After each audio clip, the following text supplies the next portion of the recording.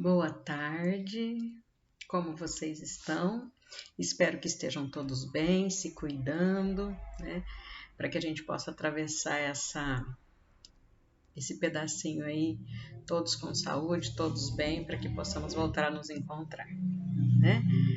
Hoje, sábado, 22 de maio de 2021, nós vamos iniciar os nossos estudos. Esse é o vídeo 1. Hoje, nós iremos estudar o livro terceiro de O Livro dos Espíritos, que é intitulado As Leis Morais. Nós estudaremos hoje o capítulo 6º, mas só para a gente dar uma olhadinha em tudo que a gente já viu sobre leis morais, eu gostaria de falar para vocês tudo que a gente já estudou. Então veja, nós já estudamos a lei divina ou natural, a lei de adoração, a lei do trabalho, a lei de reprodução e a lei de conservação. Já estudamos 5 leis, estamos nós na 6ª. E a lei de hoje tem muito a ver com a época em que nós estamos vivendo. Hoje nós vamos falar um pouco sobre a lei de destruição, né? Nossa, Kátia, mas lei de destruição, isso não parece um contrassenso com a bondade divina? Deus criou uma lei para destruir as coisas, para destruir a própria criação. Dá-nos a impressão de ser aquele Deus que nós vemos lá no Velho Testamento, né? Aquele Deus raivoso. Mas, quando nós começarmos a estudar um pouquinho mais esse capítulo, vocês vão perceber que não é nada disso, né? Que a lei de destruição é uma lei que está aí para nos auxiliar e nos auxilia muito, né? Não é nenhuma questão desse Deus vingativo e raivoso que durante muito tempo nós acreditamos. Então vamos lá, capítulo 6º, lei de destruição, item 1, destruição necessária e destruição abusiva. Nós vamos hoje fazer da questão 728 até a 745, até a 745. Vamos ver se conseguimos? 728. A destruição é uma lei da natureza?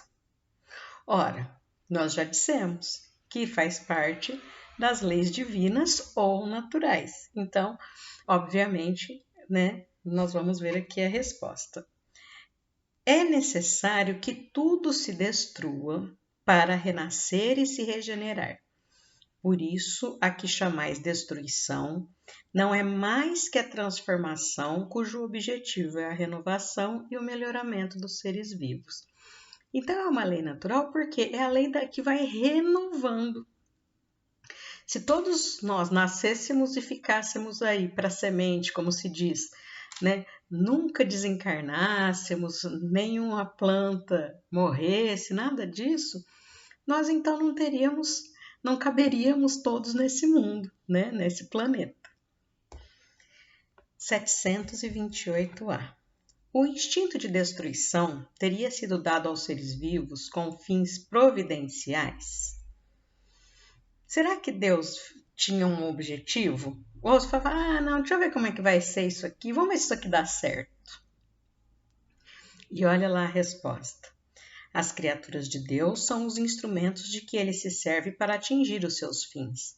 Para se nutrirem, os seres vivos se destroem entre si, e isso com o duplo objetivo de manter o equilíbrio da reprodução, que poderia tornar-se excessiva, e de utilizar os restos do invólucro exterior. Mas é apenas o invólucro que é destruído. Esse invólucro não é mais que o acessório, não a parte essencial do ser pensante, pois este é o princípio inteligente, indestrutível, que se elabora através das diferentes metamorfoses por que passa. Então veja, olha o que ele diz aqui, que tudo na natureza vai se transformando, né?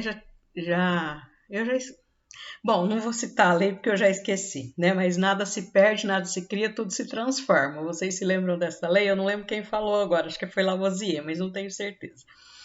Né? Que na natureza nada se cria e nada se perde, tudo se transforma. Então, é esse ciclo, já diria o Rei Leão, esse ciclo sem fim, né? Quando morre um ser vivo, esse ser vivo vai servir de alimento para outros seres ou para o próprio solo, enfim, né? Ele vai ser reaproveitado.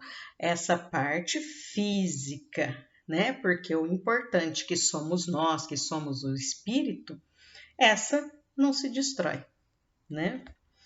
Questão 729.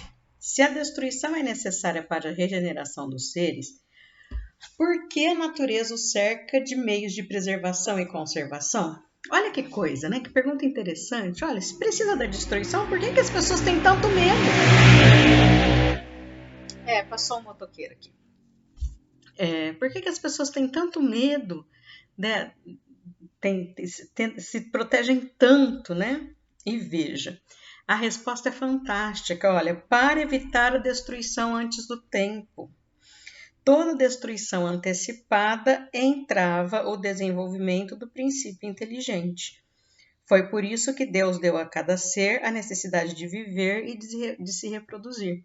Então, se nós não tivéssemos esse medo, essa precaução, né, nós nos colocaríamos em situação de risco o tempo todo e muitas vezes acabaríamos sucumbindo muito antes do que a gente precisava, né? Deixando por fazer muitas das coisas que nós nos programamos. Então, precisamos desse instinto de conservação para que a gente possa aproveitar todo o tempo que nos foi dado para essa encarnação, né? Então, precisa da lei de destruição para que as coisas se renovem? Sim, precisa.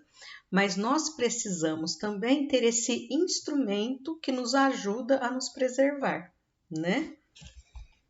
Desde que a morte deve conduzir-nos a uma vida melhor e que nos livra dos males deste mundo, sendo mais de se desejar do que de se temer, por que o homem tem por ela um horror instintivo que a torna motivo de apreensão? É engraçado, né? Que muitas pessoas nem falam a palavra morte, né? É tamanha a aversão que causa, né? Hoje, agora que nós estamos tendo que lidar com muitos desencarnes, né? Muitas pessoas desencarnando rapidamente, então isso vai deixando as pessoas mais amedrontadas. Então vamos lá. Ele fala assim, a gente já falou, né? Você não prestou atenção? Lá já o dissemos. O homem deve procurar prolongar a sua vida para cumprir a sua tarefa. Foi por isso que Deus lhe deu um instinto de conservação, e esse instinto o sustenta nas suas provas, sem isso, muito frequentemente, ele se entregaria ao desânimo. Então, veja, às vezes não tem porquê. Se eu não tivesse esse instinto, não teria porquê, por exemplo, eu levantar todos os dias de manhã para ir trabalhar, porque, né? Por que eu iria trabalhar? Se eu morrer de fome, tudo bem, né? Não tem problema. Então, é esse instinto que faz com que a gente procure melhorar, que nos impulsiona, né? A voz secreta que o faz repelir a morte lhe diz que ainda pode fazer alguma coisa pelo seu adiantamento. Então, é isso que eu estou dizendo, nos impulsiona a fazer alguma coisa. Quando um perigo o ameaça, ela o adverte de que deve aproveitar o tempo que Deus lhe concede.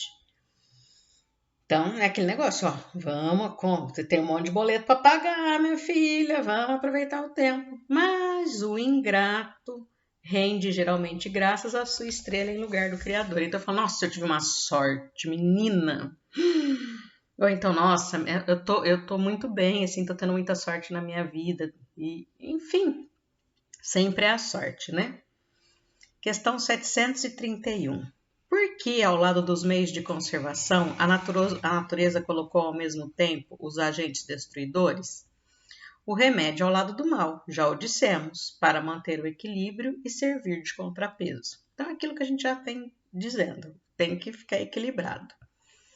A necessidade de destruição é a mesma em todos os mundos? É proporcionada ao estado mais ou menos material dos mundos e desaparece num estado físico e moral mais apurado. Nos mundos mais avançados que o vosso, as condições de existência são muito diferentes. Então, obviamente, como aqui nós estamos ainda no início da escala evolutiva, nós ainda estamos num mundo muito material, então precisa mais dessa questão da destruição, porque tem muita matéria que precisa ser renovada. Conforme vamos nos avançando nessa escala evolutiva, os mundos vão se tornando menos materializados. Então, essa destruição ela começa a não ser tão necessária. A necessidade de destruição existirá sempre entre os homens na Terra? E aí é aquilo que ele já falou. A necessidade de destruição diminui entre os homens à medida que o espírito supera a matéria. E é por isso que, ao horror da destruição, vedes seguir-se o desenvolvimento intelectual e moral. Gente, nesse primeiro vídeo a gente fica por aqui. A gente se vê daqui a 2 minutinhos. Tchau, tchau.